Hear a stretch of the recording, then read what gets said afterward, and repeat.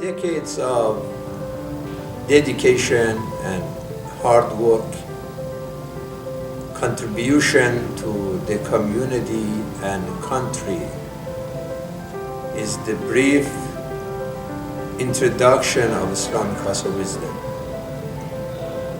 Openness, inclusion, moderation, and welcoming atmosphere, welcoming spirit. Largest Shia community outside of, certainly outside of the Middle East, and maybe probably the largest Shia community in the entire United States. Dearborn has a population of about 100,000. About 40,000 of them are Arab Americans, mostly Muslim. City of Dearborn Heights has a population of 60,000, about 20% of whom are Arab Americans, mostly Muslim and mostly Shia. So between the two cities, we are significant communities here in southeast Michigan. And so we stand as Muslims, we stand as people of faith, we stand as Americans with the resilience and the resolve that we will get it right, because we always do. In southeast Michigan, our community of people of faith, people who stand against racial injustice, people of color, people of conscience, people of God, and people who know the Constitution, know that in this moment, our voices must be heard. Because the screams of the bigots cannot shadow us out. Our differences are much less important than what we share in common. And that's the message that I hear constantly. And understand that engagement is an obligation for all of us. This is a huge job, a huge mission, and a few individuals are not able to do it. We need our community's support. There's a community responsibility that each one of us is accountable for and needs to be a part. We are the power. Our consistency is the power. Our help is the power. Our dedication. Our community is great, very generous. I believe their generosity when it comes to the financial and moral support of the Islamic organizations, their generosity is second to none. نحن لما عم نساعد $100 أو $200 لدار الحكمة، صدقني بنكون عم نعمل انفستمنت لأولادنا. ما بيصيروا ناجحين بالحياة إلا إذا تعلموا أصول دينهم. صدقني أستاذي الكريم إنه الإسلام هو المعلم الأكبر من أجل النجاح وفي سبيل النجاح. I commit to answer intolerance with goodwill, to live by faith and hope, not fear. Building a community of peace, justice, diversity, understanding, and love. I feel that Imam Ilahi in this center is what America is really about, and I think that it dispels a lot of stereotypes, Islamophobia, a lot of stereotypes about terrorism and extremism. Imam Ilahi stepped up when we first wanted to create a training for all faith-based organizations around the country. We set up a tabletop exercise. It was deemed the best in the nation, and it's about keeping everyone safe. And I can't be prouder of that. The center holds a lot of activities. For all the Islamic functions, they hold activities. The one that stands out for me that I participate in is Friday prayers. And the two khutbahs that the Sheikh presents are very educational.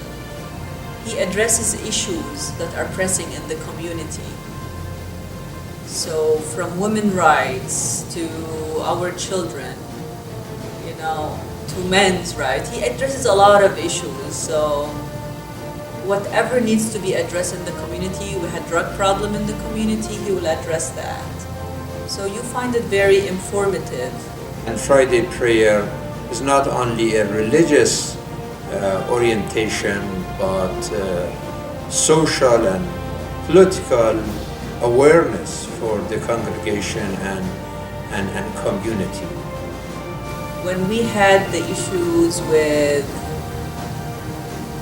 Islamophobia, which is a big thing for Sheikh Ilahi, we had interviews. He always tries to bring in the media, get people involved. So that takes a lot. And I think, Sean, is not fair. This fear-mongering and hate-mongering that you are promoting. What did I say that's hateful? It is really, I'm talking about Islamic threat. There is no such a thing as Islamic threat. The real threat is ignorance and injustice and arrogance and this powerful false propaganda. So we've come together, he and I, and put together a declaration of peace between Muslims and Christians. We need to understand that when we come from different faiths, but we all as human, we may practice our religion in a different way, our faith, but we all share same values in so many ways, and this is what Imam preaches all the time. If we could actually bring together the family of Abraham.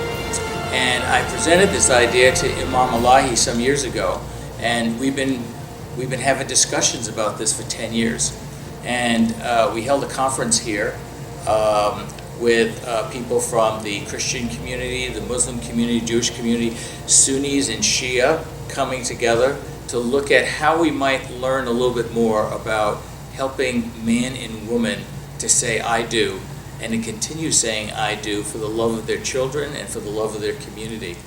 And this would have a great benefit, not just for southeastern Michigan, but for all of Michigan. And maybe other communities might emulate that. The Islamic House of Wisdom a couple of weeks ago sponsored an outreach with the First United Methodist Church of Birmingham, Michigan, which is a very large congregation about 20 miles north of the mosque here. I believe that was probably the first time anything on that scale had been attempted. There were about 120 or 25 parishioners from the church, and a group of about 20 of us met with them. They had many questions regarding Islam. The hijab seems to perk a lot of interest, curiosity, and unfortunately in some places a lot of hatred. So it's very important for us to maintain these outreach attempts, as Imam Ilahi has done quite successfully. I would say more successfully than any other imam here in Southeast Michigan. I like our community to participate in every event and to be part of Dearborn and wider Dearborn. A lot of time we ignore it. Everybody is busy doing his own thing. We really need to be engaged.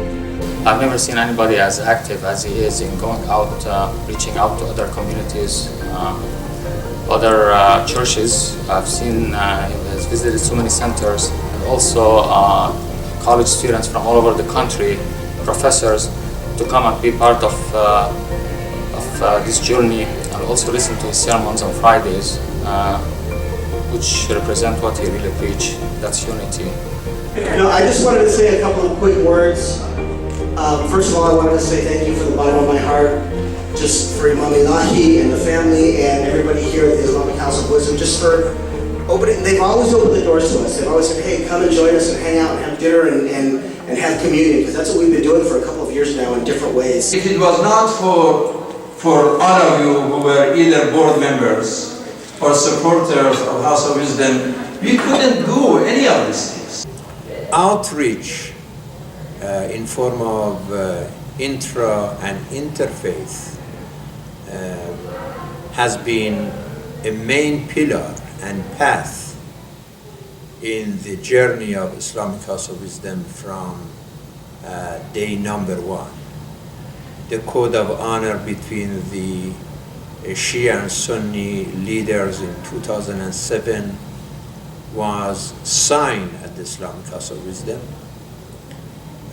We had a national conference of Muslims, Jews, and Christians here in the first years of establishment of Islamic House of Wisdom. We have interfaith groups and delegations almost every week who come to visit House of Wisdom and to communicate with the Muslim community. As we go once in a while to churches, to other places of worship, to continue a dialogue of education, to talk, to listen, to learn from one another. Moderation and standing against extremism and terrorism, and against those states and policymakers who train, teach, and support extremism and terrorism with money and media and military, standing against ISIS, Al-Qaeda, Boko Haram, Al-Shabaab, and other criminal cults have been always part of teachings and outreach of Islamic House of Wisdom. I'm very grateful, and I think it does a tremendous amount of good. Your clear rejection of every form of unfounded radicalism. This is a wonderful remark for you to make, and I'm sure we all do very, very much appreciate your powerful articulation of what Islam is as a religion of peace. So thank you very, very much for that.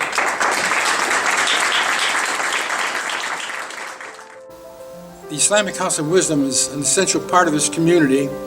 It provides the opportunity to educate both the American-born and the new youth coming up through the generations with Islam and all of its virtues.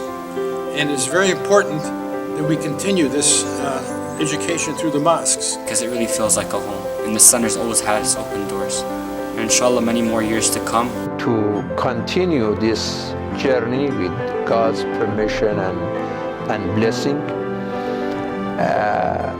to work with other social and political and religious organizations and groups, to cooperate with them and work together against ignorance and injustice, and everyone works together for peace, for justice, for truth. We'll continue to reflect on the mission and vision, the original mission and vision of Islamic House of Wisdom, as we will work to develop our center and features in this building and facility, as we try to increase and improve the quantity and the quality of our services, so the mosque is not only a place for prayer, but a community and service center for Muslims and also for non-Muslims. And we ask God's blessing and grace to help us to continue this journey, inshallah.